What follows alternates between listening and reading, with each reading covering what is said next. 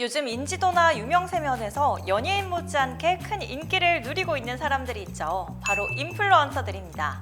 SNS와 유튜브, 인터넷 방송, 광고 등은 물론 TV 예능과 단독 토크쇼까지 다양한 분야에서 인플루언서들의 활동이 눈에 띄게 늘어나고 있는데요. 사람들이 인플루언서에 열광하는 이유는 무엇일까요?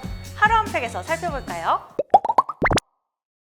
최근 미국은 11월 대선을 앞두고 후보들의 선거 유세가 한창인데요. 얼마 전 민주당 전당대회에서는 200명이 넘는 인플루언서가 나타났다고 해요. 이들은 자유롭게 현장을 돌아다니며 영상 촬영을 하고 해리스 민주당 대선 후보와 인터뷰를 하기도 했는데요. 이 인플루언서들 도대체 어디서 등장한 걸까요? 바로 민주당의 공식 초대를 받아서였습니다. 손님이었던 거죠. 젊은 세대들이 SNS로 정보를 공유하는 만큼 민주당 측에서도 인플루언서로 젊은 유권자들의 표심을 공략하기 위해 이들을 초대했다고 합니다. 한편 대중과의 거리를 좁히기 위해 직접 인플루언서 되기에 나선 사람들도 있죠. 이름만 들어도 알만한 재벌가 오너들이 그 주인공인데요. SK 최태원 회장과 신세계 정용진 회장, 현대카드 정태영 부회장 등은 SNS를 통해 그동안 감춰져 있던 오너의 삶을 하나둘 공개하면서 많은 사람들의 뜨거운 관심을 받고 있습니다.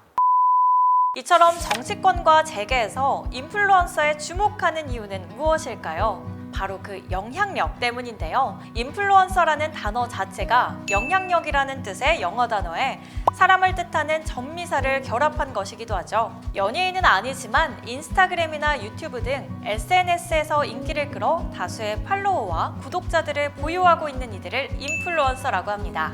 이들은 메이크업과 패션, 댄스, 음식, 여행, 게임 등 각자 전문 분야를 가지고 콘텐츠를 제작해 올리는데요.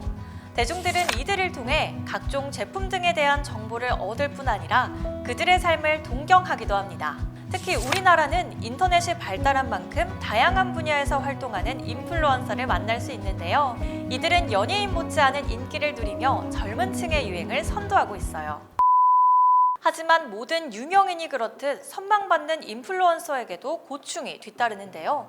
연예인만큼의 인기와 함께 연예인 이상으로 사생활 침해, 명예훼손 등 인격권 침해도 겪는다는 점입니다.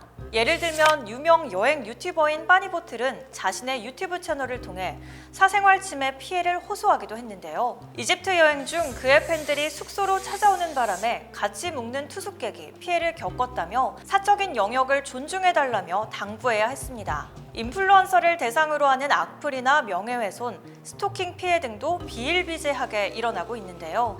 인플루언서에 대한 가짜뉴스를 만들어 퍼뜨리는가 하면 유튜브 방송에 나온 장소로 해당 유튜버의 집을 추정하여 막무가내로 찾아오는 등의 스토킹 범죄를 저지르는 일도 일어난다고 해요.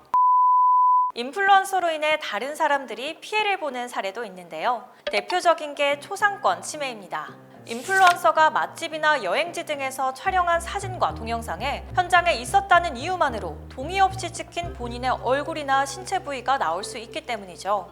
고의로든 아니든 그것을 콘텐츠로 만들어 업로드해버리면 어디서 찍힌지도 모르는 자신의 모습이 유튜브 영상에 소위 박제되는 겁니다. 일부 무지각한 인플루언서들이 공공장소에서 무분별한 촬영을 시도하는 일도 종종 벌어져 눈살을 찌푸리게 하고요. 인플루언서로서의 유명세를 이용해 품질이 떨어지는 허술한 상품을 온라인으로 판매하면서 팔로워 등 구매자에게 금전적인 피해를 입히는 경우도 있죠.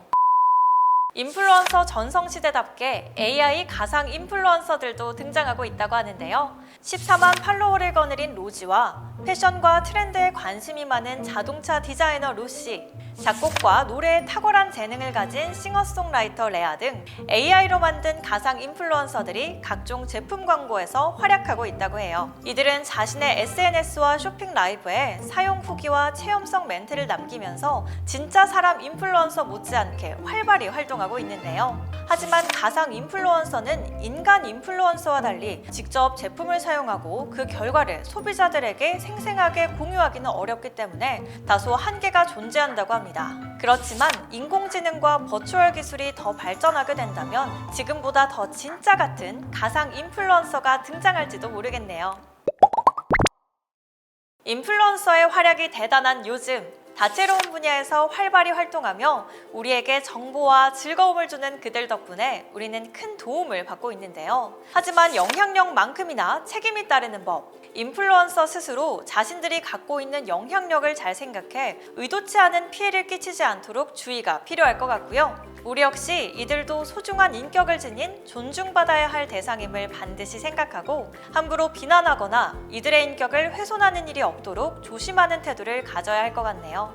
여러분은 어떻게 생각하시나요? 이번 영상에 대한 생각 또는 하루 한 팩에서 다루어줬으면 하는 내용이 있다면 댓글로 남겨주세요.